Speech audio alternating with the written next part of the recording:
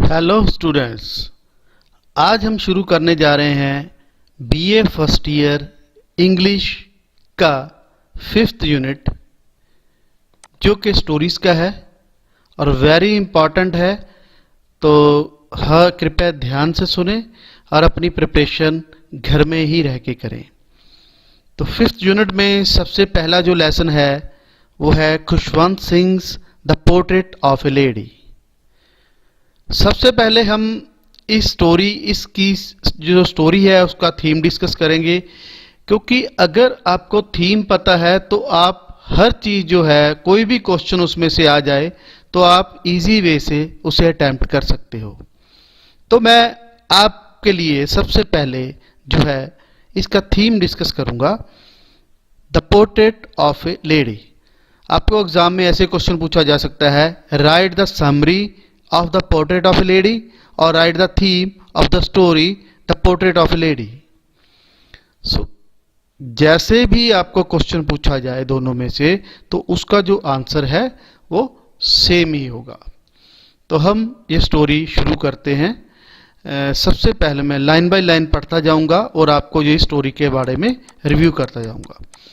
The portrait of a lady is a story written by Khushwant Singh. जो portrait of a lady story है, कहानी है, वो खुशवंत सिंह द्वारा लिखी गई है। In this story Khushwant Singh has describe the love of A grand son and A grand mother.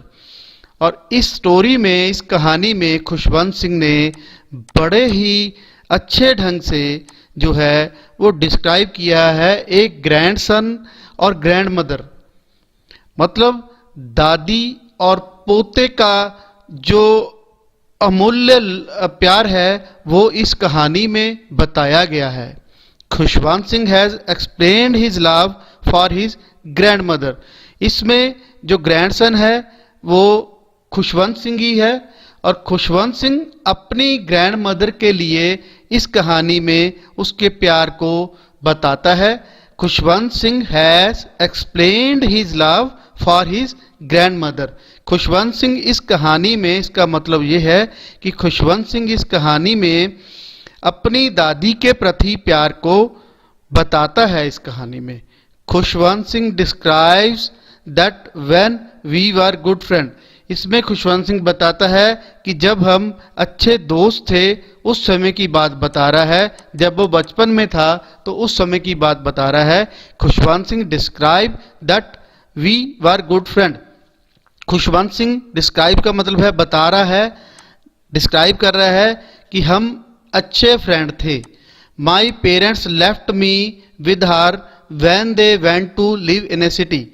मेरे माता पिता ने मुझे उसके पास छोड़ दिया था, उसके पास मतलब मेरी दादी के पास, जब वह सिटी में मतलब शहर में शिफ्ट हुए। इसमें इस लाइन में यह बता रहा है खुशवंत सिंह कि जब मेरे पेरेंट्स तो सिटी में शिफ्ट हुए, शहर में गए, तो वो मुझे मेरी दादी के पास छोड़ गए। And we were constantly together. और हम लगातार काफ़ी समय तक वहीं पे रहते रहे, इकट्ठे। मतलब उस खुशवंत सिंह और उसकी दादी इकट्ठे ही रह रहे थे। She woke up early in the morning. She दादी के लिए पर लगाया गया प्रनाउन है कि वो सुबह उठती। And got me ready for the school. और मुझे स्कूल के लिए तैयार करती। The school was attached with A temple. इसका मतलब है जो स्कूल है वो बिल्कुल टेम्पल के पास ही था, टेम्पल के साथ अटैच ही था। All the children sat in the veranda. School में कोई बरांडा होगा बाहर, तो सारे जो बच्चे थे वो बरांडे में बैठते थे। Reciting alphabets. रिसाइटिंग का मतलब है जैसे हम बार बार दोहराते हैं, बच्चे बार बार दोहरा के याद करते हैं, ऊंची आवाज़ में जो बात करके, ऊंची आवाज़ में बोल बोल के याद करते हैं, तो उस चीज़ को हम रिसाइटिंग बोलते हैं। तो इसका मतलब ये है कि all the children sat in the veranda, कि सारे बच्चे जो थे स्कूल के वो बरांडे में बैठते थे। रिसाइटिंग अल्फ़ाबेट्स, और अल्फ़ाबेट्स जो ABC है उसे रटते थे।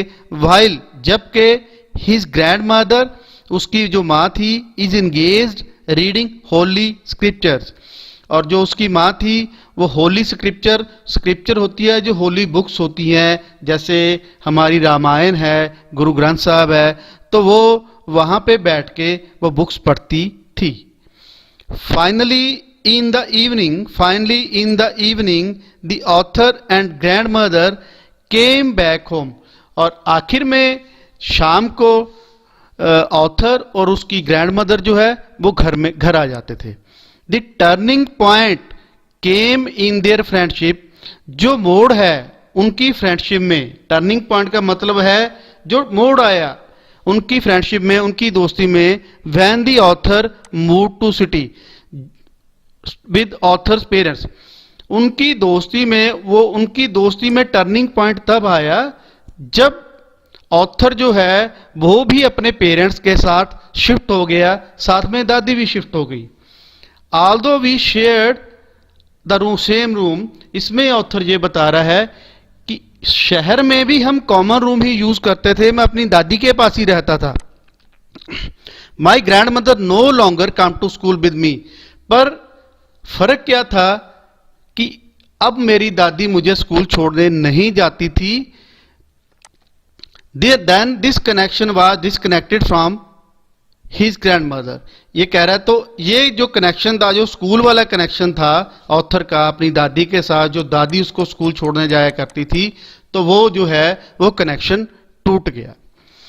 और नेक्स्ट पैराग्राफ में ऑथर बता रहा है, when I decided to go abroad for further studies. आगे की लाइन में ऑथर ये बता रहा है कि जब मैंने ये डिसाइड किया अब्रॉड जाने के लिए, अब्रॉड मतलब बाहर के देश में जाने का विचार किया, तो I was sure my grand mother would be upset.